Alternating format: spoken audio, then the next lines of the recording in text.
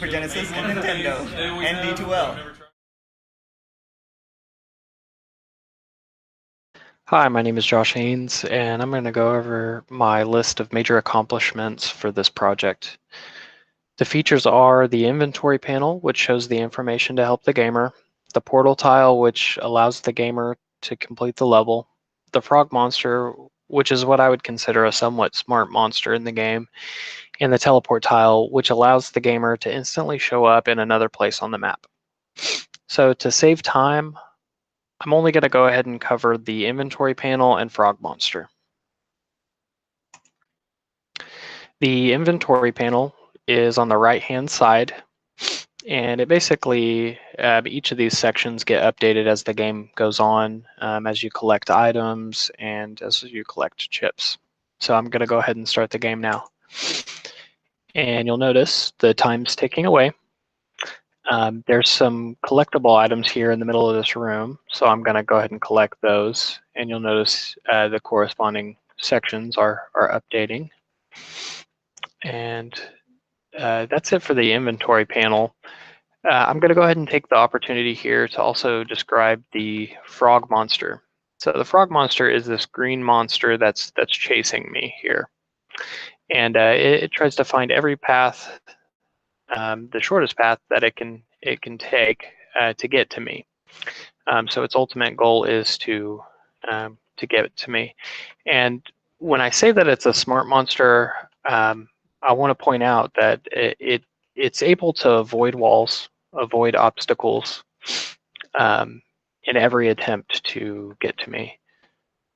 And so it just relentlessly chases you. But it does have a weakness, and I will show you that weakness here. It does not avoid bombs. That's one way that you can actually kill the frog. And that's it for my major accomplishments for this project. Hello, my name is Mary, and today I'm going to be going over the major accomplishments that I have done within the development of Dungeon Crawl. This list includes the Fireball Monster, which has different movement options, and the Fake Portal Tile, which is a deceptive tile to end the level, where instead of moving forward a level, you actually move back a level. There's also the Thief, which steals gamer inventory, and the Fake Wall Tile, which changes function upon collision. So now I'm going to demonstrate two of these accomplishments due to time constraints. And the first one that I'm going to do is the Fake Wall Tile. So first I'm going to show a fake wall tile that turns into a regular wall. Once the gamer collides with the wall switches to, or the fake wall switches to a regular wall. And I'll go ahead and do that with these as well. And once the gamer collides with this particular fake wall, instead of turning into a regular wall, it's going to turn into a floor. So now the gamer can walk through it. And if you look right above the enclosure that the gamer is in right now, you'll see that the fireball is moving in a particular pattern within that box. And I'll go ahead and go to another level so that you can see how the fireball is moving in a different pattern. Actually, not moving in a pattern at all, just moving in a line, either up and down or left and right.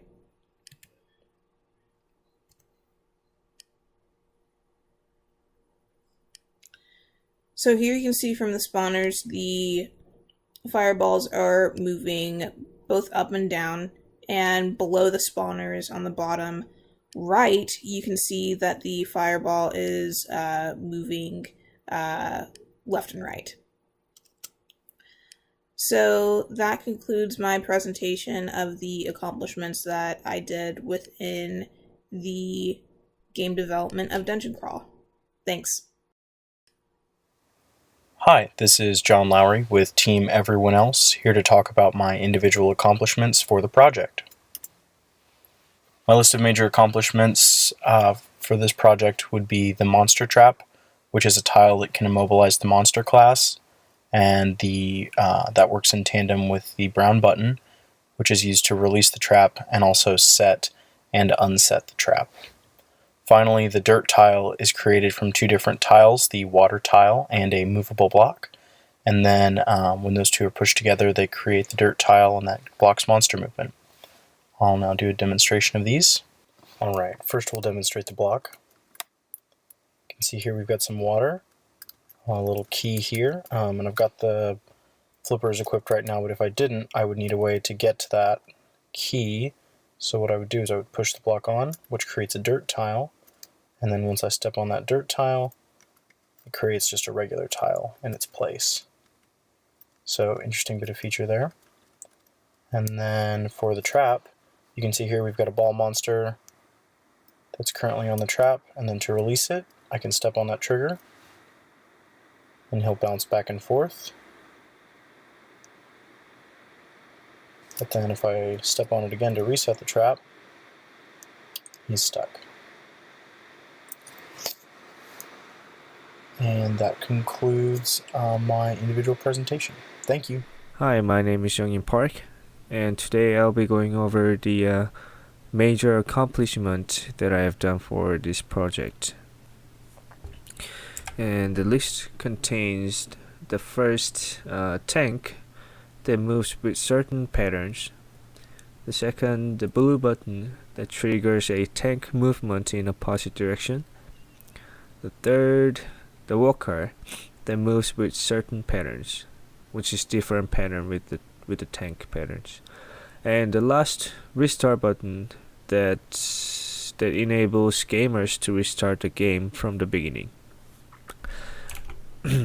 Okay, so let's look at the tank first.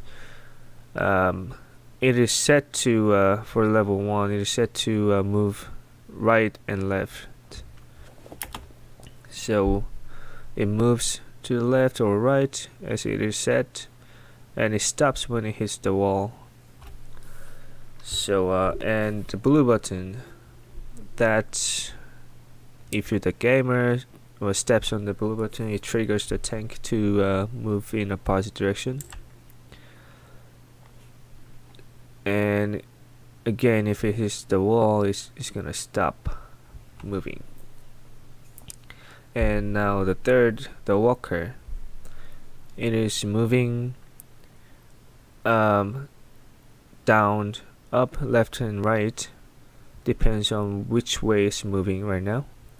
So if it's going right and hits the wall, it changes the direction 90 degrees and keeps moving forward. And if it's going down, it's gonna turn around 100 degrees and come back. And if it's going up and hits the wall, it's gonna turn 90 degrees to the left, and it keeps moving back. And the last one, the restart button, and if you press the space bar, and then you can see the restart button option right here. If you press R, you can restart the game from the beginning, like this. Alright, thank you very much. Hello, my name is Makhdoom Faiz Jalali, and today I will be going over the major accomplishments that I have accomplished developing our game Dungeon Crawl. So my first accomplishment is the bug. It moves in a pattern that can be tricky to understand.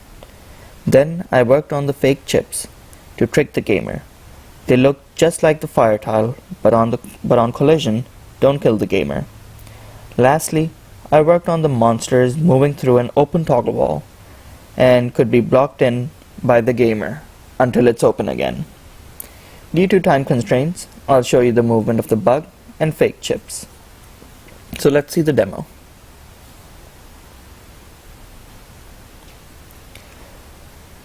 As I start in the bottom left box, I collected this key and I'm going to go out towards the fake chips. And as you can see, the bug moving towards the box where I started at.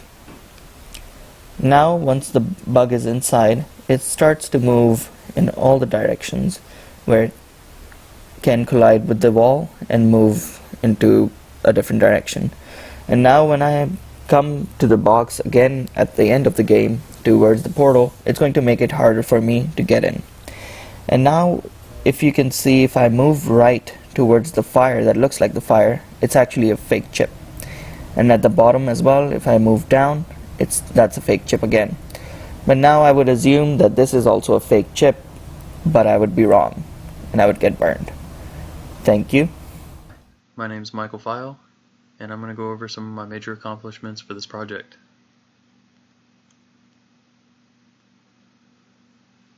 So first I have keys. Keys are a collectible item that allows the gamer to progress through locked doors of the same color type.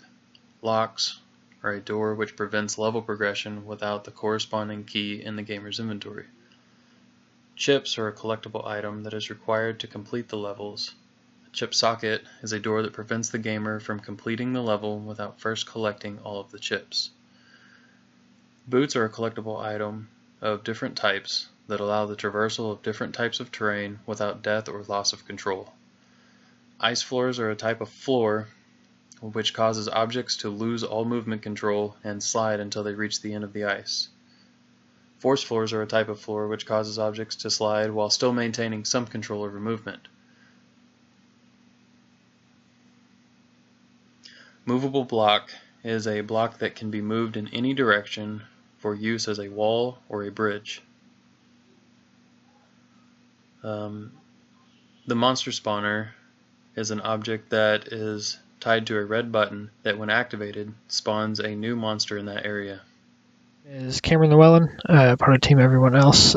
This is going to be my major accomplishments for the entire term project, Dungeon Crawl, which is what we developed for the class. My major accomplishments are functionality to pause the game.